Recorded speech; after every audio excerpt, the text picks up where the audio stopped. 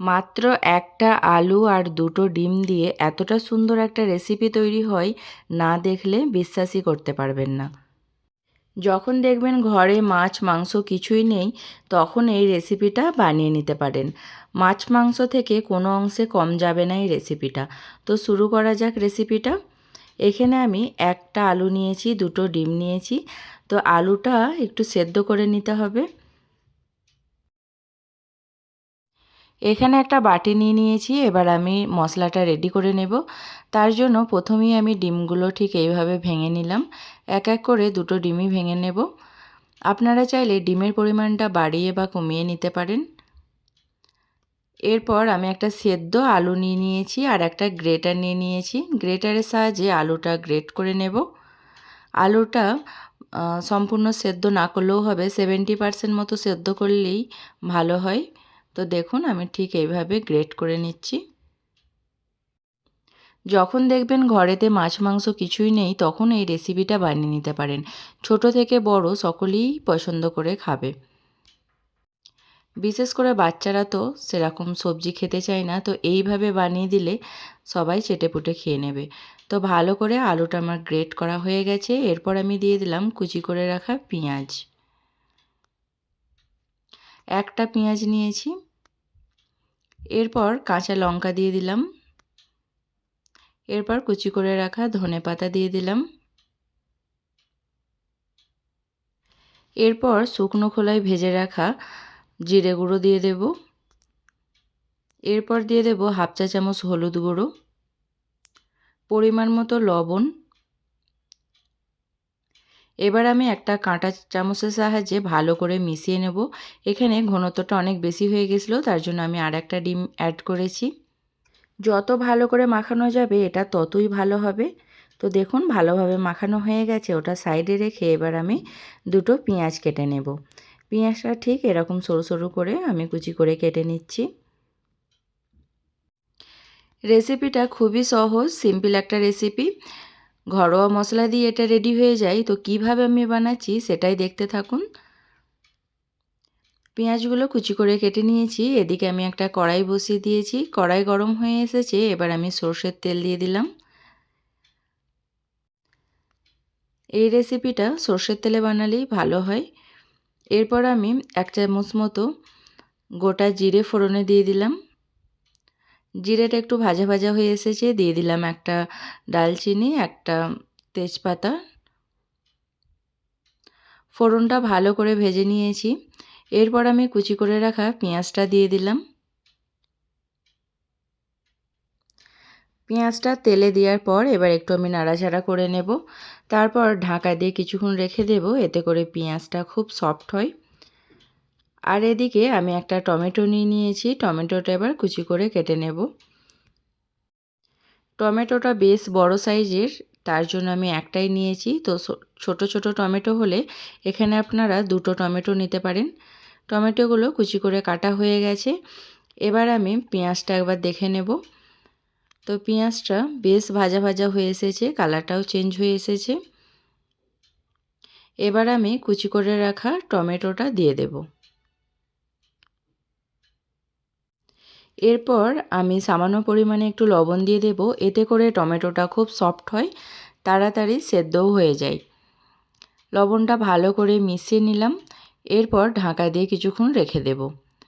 তো দেখুন এরপর আমি আদা রসুন বাটাটা দিয়ে দিলাম। টমেটোটাও খুব সুন্দরভাবে সফট হয়ে এসেছে।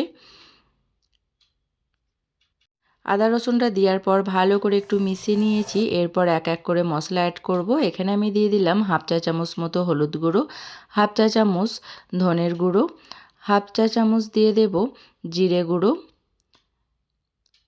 এবার হাফ চা চামচ শুকনো লঙ্কার গুঁড়ো। বেশি মশলা অ্যাড করিনি, অল্প পরিমাণেই দিয়েছি মশলা। এরপর সব মশলাগুলো একটু ভালো করে মিশিয়ে নেব। মশলাগুলো ভালো করে একটু মিশানোর জন্য আমি একটু জল দিয়ে দিলাম। জলটা দিয়ে একটু ভালো করে মশলাগুলো মিশিয়ে নেব। এই পর্যায়ে দিয়ে দিলাম কয়েক দানা চিনি। চিনিটা দেওয়ার কারণে তরকারির টেস্টটা ব্যালেন্স থাকে। এরপর ঢাকা দিয়ে কিছুক্ষণ রেখে দিয়েছিলাম। ঢাকনা খুলে আরেকবার ভালো করে নাড়াচাড়া করে নেব। মশলাটা যত ভালো করে কষানো যাবে টেস্টটা ততই ভালো হয়। তো এখানে এবার আমি জল দিয়ে দিলাম। অনেকক্ষণ ধরে মশলাটা কষানো হয়েছিল। এই পর্যায়ে একবার লবণটা অবশ্যই চেক করে নেবেন। এখানে আমি সামান্য পরিমাণে লবণ দিয়ে দিলাম। এটা এবার ঢাকনা দিয়ে কিছুক্ষণ অপেক্ষা করব ফোটার জন্য।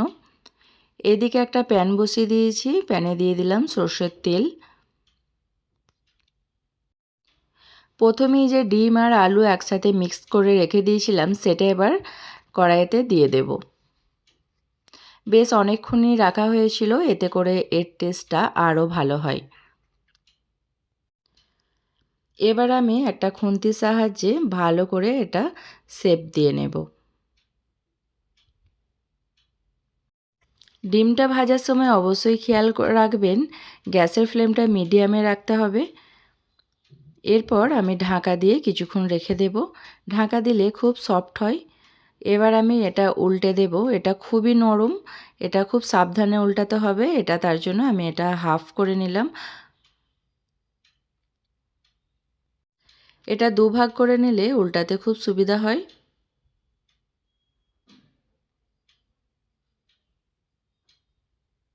সেদ্ধ আলুটা দেওয়ার জন্য এটা অনেকটাই নরম হয়, তাই জন্য উল্টানোর সময় একটু সাবধানেই উল্টাতে হবে।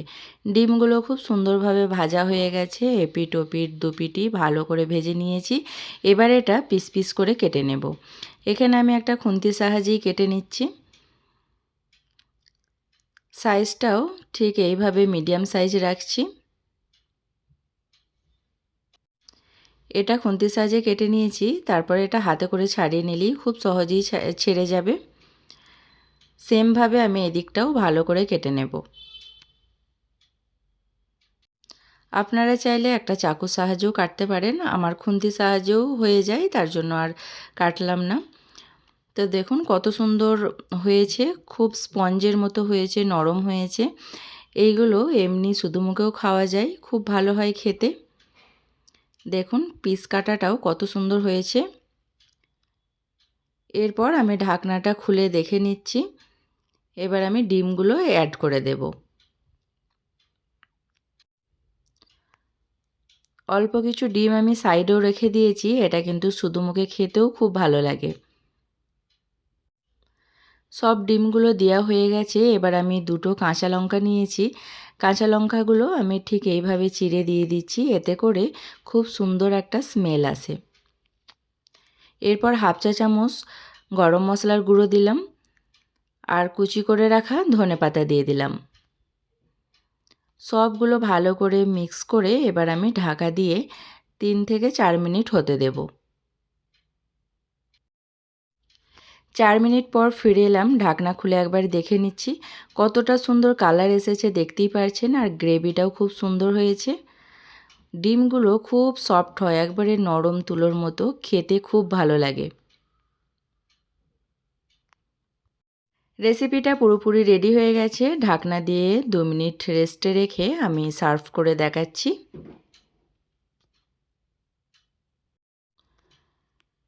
তো গরম গরম ধোয়া ওঠা ডিমের এই রেসিপিটা পুরোপুরি রেডি হয়ে গেছে। আর দেখতেই পারছেন কতটা লোভনীয় হয়েছে। যখন দেখবেন বাড়িতে মাছ মাংস কোনো সবজি কিছুই নেই, তখন এই রেসিপিটা বানিয়ে নিতে পারেন। মাত্র 2টো ডিম আর একটা আলু দিয়ে এত মজাদার একটা রেসিপি তৈরি হয়ে যাবে। আর এটা দিয়ে বাড়িখানার লোক খেতে পারবেন। এইভাবে বানিয়ে নিলে ছোট থেকে বড় সকলেই খুব মজা নিয়ে খাবে। এই রেসিপিটা আমি ছোট থেকে খেয়ে আসছি, আর খেতেও খুব মজা হয়। এখানে আমি আলু দিইনি। আপনারা চাইলে টুকরো টুকরো করে কেটে কিছুটা আলুও দিয়ে দিতে পারেন, এতে করেও এই রেসিপিটা খুব ভালো হয় খেতে। আর এটা গরম গরম ভাতের সাথে খেতে খুবই ভালো লাগে। এতটাই নরম আর সফট হয়েছে, না খেলে বুঝতে পারবেন না।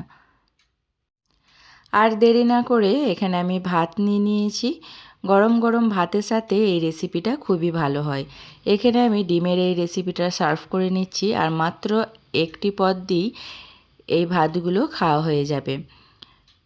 এই রেসিপিটা এতটাই টেস্টি হয় যে মাছ মাংসকেও হার মানিয়ে দেবে। তা আজকের এই ডিমের রেসিপিটা আপনাদের কাছে কেমন লেগেছে আমাকে জানাবেন। ভালো লাগলে একটা লাইক, কমেন্ট, শেয়ার করবেন। সবাই ভালো থাকবেন, সুস্থ থাকবেন। আবার দেখা হবে কোনো নতুন ভিডিওর সাথে। ততক্ষণের জন্য সকলকে বাই বাই।